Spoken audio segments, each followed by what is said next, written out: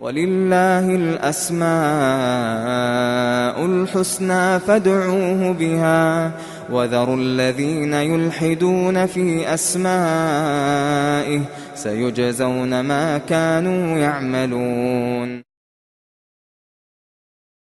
السلام علیکم ورحمۃ اللہ وبرکاتہ. الحمد للہ وکفیٰ وسلام علی عبادہ الذین اصطفیٰ، اما بعد. یقول سبحانہ وتعالی فی محکم تنزیلہ ان واللہ علی کل شیء قدیر. اسٹوڈیو اسلام میں آپ سارے لوگوں کا استقبال ہے. اللہ کے اسماء حسنہ کی تفصیل کے ساتھ آپ کو کچھ معلومات دی جا رہی ہیں. آج قدیر اور قادر اور مقتدر، یہ تینوں ناموں کے تعلق سے چند باتیں انشاءاللہ آپ کو بتائی جائیں گی. یہ تینوں لفظ قرآن مجید میں کئی جگہ استعمال ہوئے ہیں. سب سے زیادہ تو قدیر کا لفظ استعمال ہوا ہے. واللہ علی کل شیء قدیر، یہ سورہ بقرہ کی آیت ہے 284. پھر قادر کا استعمال ہوا ہے. قل هو القادر علی ان یبعث علیکم عذابا من فوقکم او من تحت ارجلکم، یہ سورہ انعام کی آیت ہے 65 نمبر کی. پھر اس کے بعد مقتدر کا استعمال ہوا ہے. وَكَانَ اللَّهُ عَلَى شَيْءٍ كُلِّ شَيْءٍ مُقْتَدِرًا. تینوں کا معنی ایک ہی ہے. اس کا معنی ہے طاقت والا، قدرت والا، شاہزور. اس کی قدرت کا کوئی اندازہ نہیں کر سکتا. دنیا کی اور دنیا کے لوگوں کی اور دنیا کے ہر چیز کی طاقت اللہ ہی نے دی ہے. ہوا کی طاقت ہو، پانی کی طاقت ہو، سورج کی طاقت ہو، چاند کی طاقت ہو، ساری طاقتوں کا مرجع منبع اللہ کی ذات ہی ہے. اللہ ہی نے سب کو اتنی قدرت دی ہے، تو وہ کتنی بڑی قدرت والا ہوگا، وہ کتنا بڑا شاہزور ہوگا. اللہ کی قدرت ایسی بھی ہے کہ صاحب جی گنہگاروں کو سزا دینے کی طاقت اس کو ہے، نیکوکاروں کو ثواب اور جنت دینے کی طاقت اس کو ہے. جن لوگوں نے انبیاء اکرام کی مخالفت کی، ان سے عداوت کیا اور ان کی باتوں کو نہیں مانا، تو اللہ تعالیٰ نے ان کو تباہ و برباد کر دیا.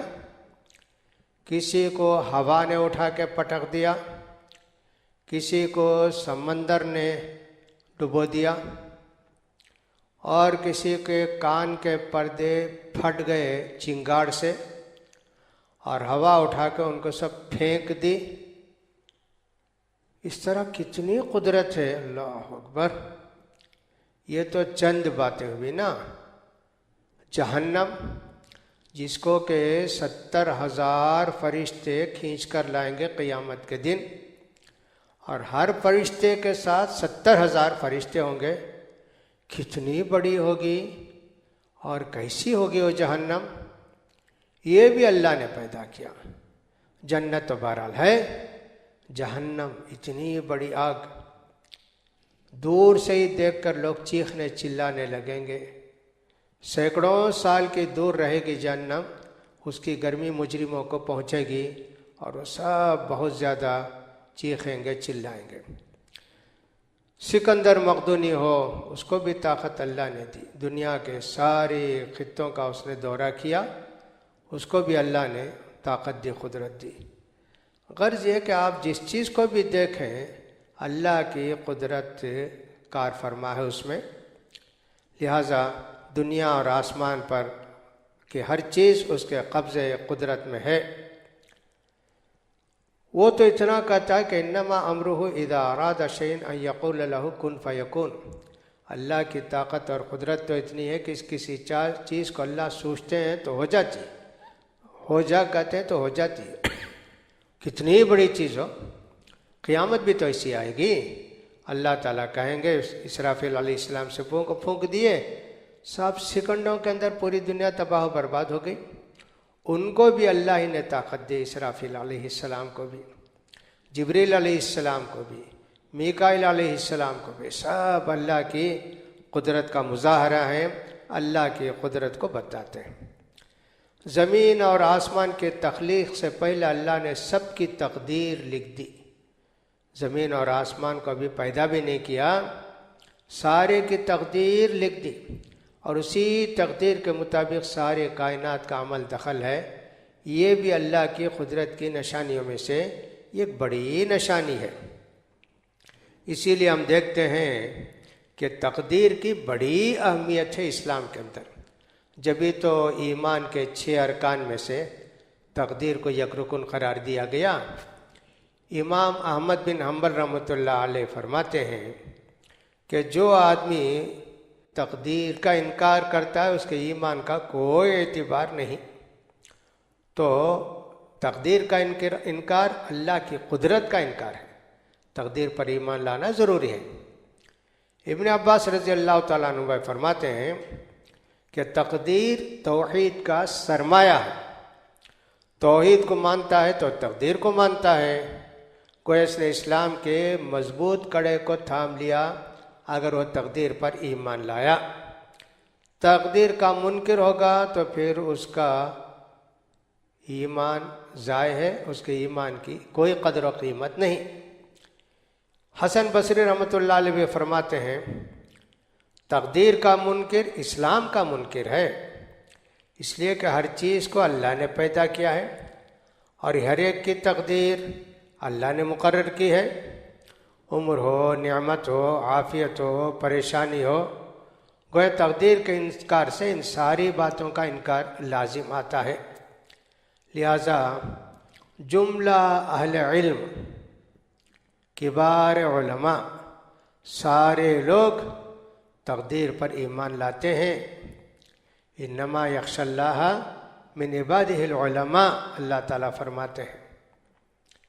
इब्न अब्बास फरमाते हैं यानी अल्लाह से डरने वाले उलमा ही होते हैं, यानी कि अल्लाह की तकदीर पर ईमान लाने वाले कि अल्लाह ताला हर चीज़ पर कुदरत रखता है, वो उलमा ही है।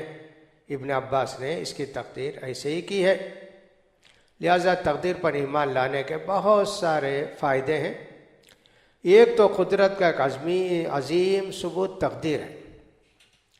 अल्लाह के कादिर व मुक़्तदिर और कादिर होने का एक अज़ीम सबूत है।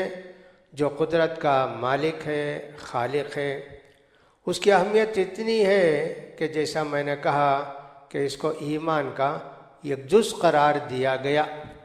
और वाकई तकदीर पर अगर ईमान किसी का नहीं है तो फिर उसके ईमान का कोई एतबार नहीं। तकदीर का मुनकिर कुदरत का मुनकिर है। तकदीर का मुनकिर अल्लाह के कादिर और मुक़्तदिर होने का मुनकिर है। इसलिए बड़ी अहमियत है तकदीर की। इसके अलावा भी तकदीर पर ईमान लाने के बहुत सारे फ़ायदे हैं। तकदीर पर ईमान लेने का एक फ़ायदा ये भी हो गया कि बंदे को मालूम हो गया कि सारी ताकत और कुदरत का सरचश्मा अल्लाह ही है। उसको अल्लाह पर पूरा भरोसा एतमाद हो जाता है। कुछ भी हो, बीमारी हो तो भी कहता अल्लाह ही की कुदरत से मेरी बीमारी अच्छी हो सकती है। नुकसान हो गया, सब कुछ लुट गया, बहुत बड़ा मालदार था, यकीनन उसके दिल में कि अल्लाह की कुदरत ही से फिर मैं ज़िंदगी पा सकता हूँ, मेरा कारोबार शुरू हो सकता है। छोटी चीज़ हो, बड़ी चीज़ हो, अल्लाह की कुदरत के बग़ैर किसी का वजूद नामुमकिन है। अल्लाह चाहता है तो ही कोई चीज़ होती है और अल्लाह ने तकदीर में सब कुछ लिख दिया है। इसकी अहमियत बहुत ज़्यादा है। नबी करीम सल्लल्लाहु अलैहि वसल्लम ने एक मरतबे इब्न अब्बास रज़ी अल्लाह तआला अन्हुमा से फरमाया, या गुलाम उअल्लिमुका कलिमात, बेटे चंद बातें मैं तुमको बताता हूँ, गौर से सुनो, याद करो। इहफ़ज़िल्लाह यहफ़ज़का, तुम अल्लाह की हिफाजत करोगे तो अल्लाह तुम्हारी हिफाजत करेगा। यानी अल्लाह की शरीयत पर तुम अमल करोगे तो अल्लाह की कुदरत से तुम्हारी हिफाजत होगी। हिफ़ज़िल्लाह तजिदहु तुजाहका, اللہ کی حفاظت کرو گے، اللہ پر بھروسہ رکھو گے تو تم اللہ کو اپنے سامنے پاؤ گے۔ کتنی بڑی مشکل ہو جائے، کتنی بڑی پریشانی ہے، دشمن ساری طرف سے گھیر لیں، سب کچھ ہو جائے، لیکن اللہ کی تقدیر پر اگر اس کو بھروسہ ہے تو یقیناً اللہ کی قدرت آئے گی اور اس کو اس مصیبت سے نجات دے گی۔ وَإِذَا سَأَلْتَ فَاسْأَلِ اللَّهَ، جب مانگنا ہو تو اللہ ہی سے مانگنا، کسی اور سے نہیں مانگنا۔ دینے کی بھی طاقت و قدرت اللہ ہی کو ہے، کسی اور کو نہیں۔ وَإِذَا اسْتَعَنْتَ فَاسْتَعِنْ بِاللَّهِ، مدد چاہتے ہو کیا؟ اللہ ہی سے مدد چاہنا۔ کوئی تمہاری مدد نہیں کر سکتا اللہ کی ارادے کے بغیر، اللہ کی مشیت کے بغیر، اس کا بھی خیال کرو۔ بڑی بات آپ نے فرمائی، وَعْلَمْ أَنَّ الْأُمَّةَ لَوْ اجْتَمَعَتْ عَلَىٰ أَن يَنفَعُوكَ بِشَيْءٍ لَمْ يَنفَعُوكَ بِشَيْءٍ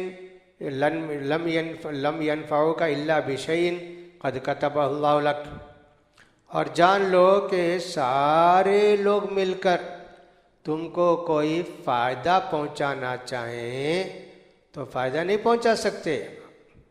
ہاں، وہی فائدہ پہنچا سکتے ہیں جو اللہ نے لکھا ہوگا۔ دیکھیں تقدیر پر کس قدر ایمان ہونا چاہیے۔ ساری امت، ایک آدمی نہیں، دو آدمی نہیں، چار آدمی نہیں، ساری امت مل کر بھی اگر کسی کو فائدہ پہنچانا چاہے نہیں پہنچا سکتے۔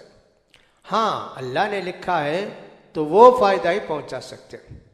اسی طرح وَعْلَمْ أَنَّ الْأُمَّةَ لَوْ اجْتَمَعَتْ عَلَىٰ أَن يَضُرُّوكَ بِشَيْءٍ لَمْ يَضُرُّوكَ إِلَّا بِشَيْءٍ قَدْ كَتَبَهُ اللَّهُ عَلَيْكَ، سارے لوگ دنیا کے مل کے اگر تم کو کوئی نقصان پہنچانا چاہیں تو سارے لوگ مل کر بھی تم کو نقصان نہیں پہنچا سکتے مگر اتنا ہی جو اللہ نے تقدیر میں لکھا ہوگا۔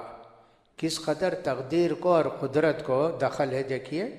اسی لیے تو حسن بصری رحمۃ اللہ علیہ نے، امام احمد بن حنبل رحمۃ اللہ علیہ نے، ابن عباس رضی اللہ عنہما نے، سارے لوگوں نے کہا کہ تقدیر کا منکر گویا اللہ کی قدرت کا منکر ہے، اللہ کی قدرت کا منکر ایمان کا منکر ہے اور اللہ کا منکر ہے، لہٰذا اس کو سمجھنا چاہیے۔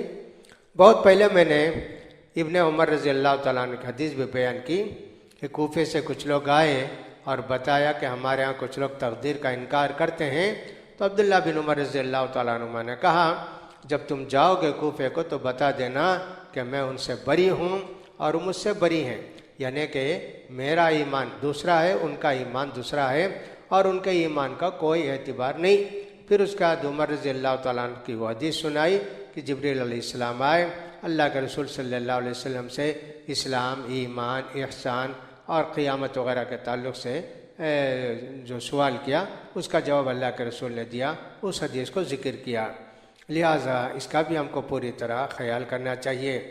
رفعت الاقلام وجفت الصحف، تقدیر لکھ دی گئی، سارے کاغذ خشک ہو گئے، اب اس میں سے کوئی بدلنے والی چیز نہیں ہے۔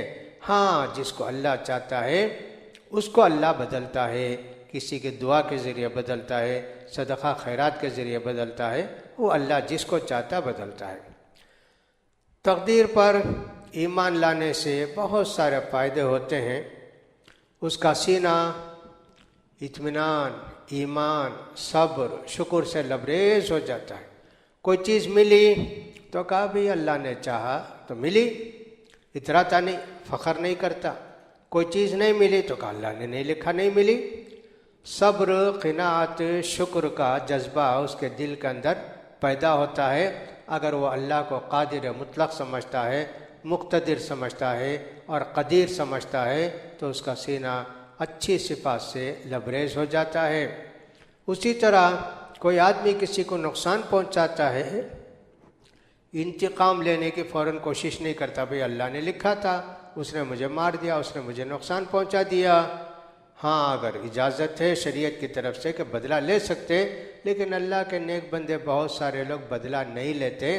قرآن مجید میں اللہ نے یہی بتایا ہے وَلَئِن صَبَرْتُمْ لَهُوَ خَيْرٌ لِّلصَّابِرِينَ، اگر تم بدلہ لینا چاہے تو بدلہ لے سکتے، لیکن اگر صبر کر لو تو وہ صبر کرنے والوں کے لیے بہتر ہے۔